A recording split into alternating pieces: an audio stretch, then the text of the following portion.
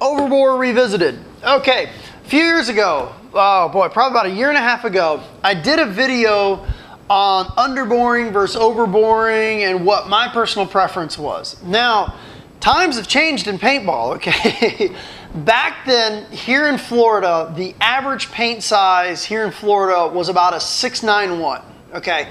I know this because I've got bore sizing kits and all sorts of 689 barrels and 93 and 91 barrels and stuff like that. So I was able to take a look and see it. Most of the paint that I was shooting here in Florida, this included Severe, EXO, RPS, Draxus, you name it. Okay, most of the paint that I was shooting was averaging between 689 to 691 when I originally did the video on what bore size should you choose. Now that was pretty universal across the board. In other places in the country I went and played, paint was also boring out on the standard, which was a 689 to around a 691. I allowed 2/100ths of an inch for the humidity, which swelled the balls here in Florida. So what's going on right now? Now that advice is not good anymore, okay? I used to tell people buy a 693 barrel. Why? Most of the paint that was coming out of the factories was between a 689 to a 691. That left you a little bit of room in the barrel for, a little bit maybe oblong paint, left you a little bit of room for any sort of irregular paint and stuff like that.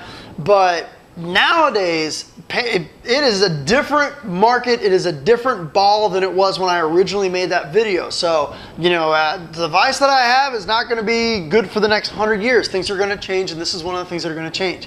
Paint companies now are intentionally making the balls a lot smaller than they used to. Paint originally used to be the standard bore size, used to be .689. That used to be the standard bore size. Used to be able to take a 689 barrel and any average paint, put it in there, and most of the time it would hold on there, it would grip it.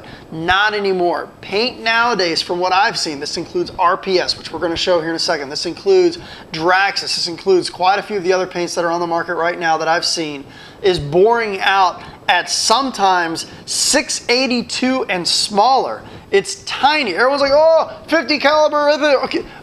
If they keep shrinking the paintballs, we're going to be at 50 caliber before we even know it. Okay, so the 689 is no longer the standard. So what you need to do nowadays is you need to take a look at what kind of paint are you shooting, and double check and make sure that you're not shooting 682 paint through a 693 barrel. It's like some of the stock Planet Eclipse barrels right now, 693 bore. I mean, you can almost stack two balls on top of each other. I mean, that's how small the paint is getting. So for instance, let's take a look. RPS. 2 years ago, I could have sworn, I would swear on a stack of Bibles that premium was boring out at about a 690. I used to love buying this stuff, back a few years ago and stuff like that. It always on an 89 barrel, it gripped. This is the Freak insert, this is a 682, okay? 682, let's go ahead and zoom in a little bit. Okay, this is the 682 Freak insert. And you're gonna see,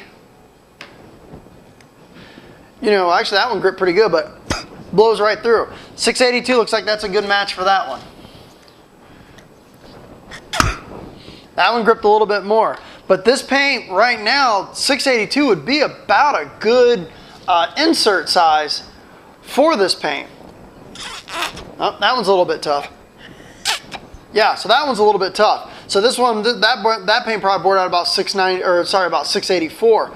But you can still blow it through. Back a few years ago, you couldn't even imagine trying to shove a 689 bore paint through a 692 insert. These inserts used to go in the trash. Not anymore. Now the paint is so small that it'll actually grip it. There it goes. It finally comes out. So with that being said, definitely double check the kind of paint that you're going to be using. If there's a standard field paint, take a look at that and double check the bore sizes now, because the advice that I originally gave the TechPB community of buying a 693 barrel isn't good advice anymore. You want to be going with probably an 86 barrel or an 89 barrel, but just double check the paint that you have. If it's a 689 and you're watching the paint just drop right through, now obviously you may want to consider going down to like a 686. There's a lot of companies that make custom products. $30, you can get a cheap 12 or 14 inch 686 classic barrel for like 30 bucks. It's a really good deal, and that's about it. So I wanted to revisit that video, the barrel bore video. Also check out Punkworks. Gordon and Bryce did a great study on efficiency versus accuracy and stuff like that, so you'll take a look at it. For me, I always like my paint just to barely roll through. For me, that's how I've always liked it. Here in Florida, it works really, really well. They've got some great data that may show the otherwise. They tend to like the underboring a little bit more consistency, a little better air efficiency. Just depends which way you want to go, but definitely check out the data over at Punkworks. They did a great job. They got a nice little spreadsheet. If you got any questions on it, post it up in the Punkworks forum, but definitely be double checking your paint that you're using right now to make sure you're getting the correct fit. Thank you.